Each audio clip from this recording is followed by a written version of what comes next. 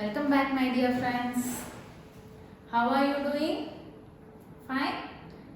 Okay. So welcome to your English class, and this is part 3 of the chapter The Open Window by Saki. Okay. Before moving on, let me remind you where we have stopped. Okay. So who is the character here? Main character? Yes, Mr. Nuttall. Frampton Nuttall. And he comes to the country town for his nerve cure. Happens to meet Vera, the niece of Mrs. Sappleton, isn't it? Yes. So after the silent communication, Vera and Mr. Nuttall goes on further having conversation, and there our little Vera finds out that what Mr. Nuttall hardly knows anyone in the town, and about her aunt also he knows only about her name as well as her address, isn't it? So she comes out with a story. What story? A tragic one. And in our second part, we came to know about this tragic story about the open window, why the open window was kept open, isn't it? What was this tragic story? Yes, Sappleton's husband, 2 brothers and a spaniel dog was engulfed in a bog, isn't it? Yes, and Mrs. Sappleton is hoping that they will come back, and she have kept that window open all the time. And while they were having this conversation, Mrs. Sappleton enters and she continuously speaks on about what? About hunting and shooting and all other things, giving little attention to our Mr. Nuttall. And Nuttall hardly or desperately tries to change the conversation topic but fails. And all of a sudden our Mrs. Sappleton screams, telling that here they are at last. That's where we stopped in our last class, isn't it? Now you remember? Yes. So let us continue and find out the climax of the story. And the climax is the best part of Saki's short stories. Shall we move on? Come on. Look into your textbook. Here they are at last, just in time for tea. And don't they look as if they were muddy up to the eyes? Frampton shivered slightly and turned towards the niece with a look of kind understanding. The child was staring out through the open window with a dazed horror in her eyes. In a chill shock of nameless fear, Frampton swung around in his seat and looked in the same direction. So, Mrs. Sappleton, she all of a sudden shouted that here they are at last. And when he looked at Vera, what happened? She was having such an expression on her face, that fearful face and all. She gave a look outside the window with a horrorful appearance on her face. And this again frightened our Nuttall, isn't it? Yes, then let's find out what happened. 3 figures were walking across the lawn towards the window. They carried guns, and one of them, additionally burdened with a white cord, hung over his shoulders. A tired brown spaniel kept close at their heels. Noiselessly, they neared the house, and then a hoarse voice chanted out of the dusk.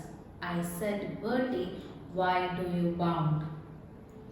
So, 3 figures were walking across the lawn. Husband, 2 brothers, isn't it? So, now he remembers about the story what Vera was telling him. They carried guns, and one of them was additionally burdened with a white cord hung over his shoulder. See, as in the picture you can see 3 men. One person is carrying a white cord hung over his shoulders. A tired brown spaniel kept close at their heels. You can see a spaniel dog also, and he is very tired and he is walking just near their heels. Noiselessly, without any Nice. So everyone is tired and they just want to get into the house one way or the other. They neared the house, and then a hoarse voice, young voice, chanted out of the dusk. I said, Bertie, why do you bound? So someone was singing. According to Veera, who was the person singing? Ronnie, younger brother, isn't it? So Bertie, why do you bound was the song. So our Nuttle, what happened to him? He went back to the story that Veera told him. Told about the story. The three men went and engulfed in the bog, everything. It kept on coming back to his mind. Frampton grabbed wildly at his stick and hat. The whole door, the gravel drive, and the front gate were dimly noted stages in his headlong retreat. A cyclist coming along the road had to run into the hedge to avoid the imminent collision. So, seeing these men, he thought, what, the dead people have come alive. So what happened immediately? Immediately he took his hat, took his stick, and whatever he got in his hand, he just got out of the house. Somehow he got out of the house and he went into collision with the cyclist. Somehow he escaped. Here we are, my dear, said the bearer of the white mackintosh, coming in through the window, fairly muddy, but most of it's dry. Who was that?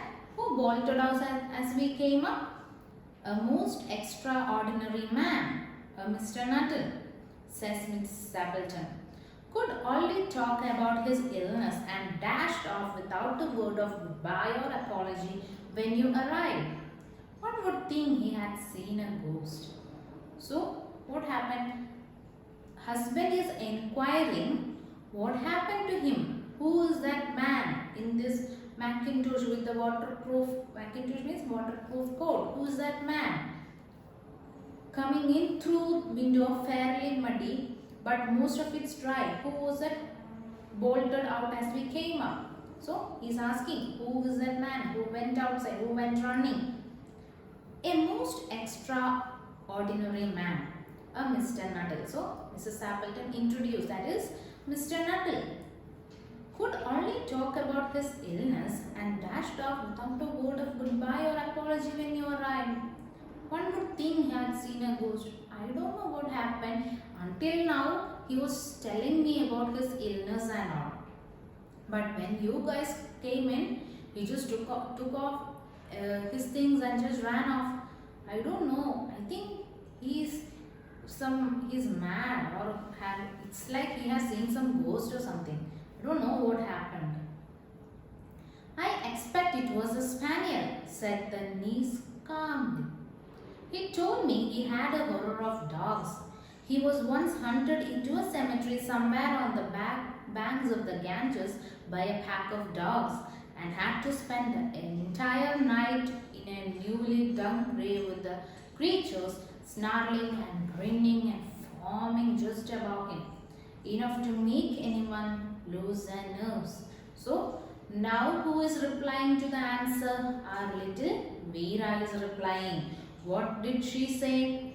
She again brings out a new story. That is the climax. What is it? She brings out stories. And what is the story now she brought out? That our Frampton had a phobia for dogs. Why? There was an incident. He told our little Veera about the incident. And what was the incident? That he happened to be hunted by some of the dogs in the cemetery and he had to live a whole night in the newly done grave and all the creatures, insects were running over him, and that horrible or horrible situation brought him a phobia of dogs. See how creatively our little Veera have brought up the stories, isn't it? Yes. So what is the last sentence in a story? Romance at short notice was her specialty. What is romance? Aha, not the romance what you are meaning. not that romance. Here romance means that feeling of excitement in a difficult or uncertain situation. When you bring out stories or when you tell something to others and the other people believes and you feel very happy, huh? My story, they have believed me, isn't it? So that kind of excitement is what keeps on Veera telling and creating stories. Okay, so that's all about the open window. So the open window, the story by Saki, and its climax is wonderful, isn't it? So Veera is the main character, the niece is the main character, and she is very brilliant, she is very creative and very talented personality, isn't it?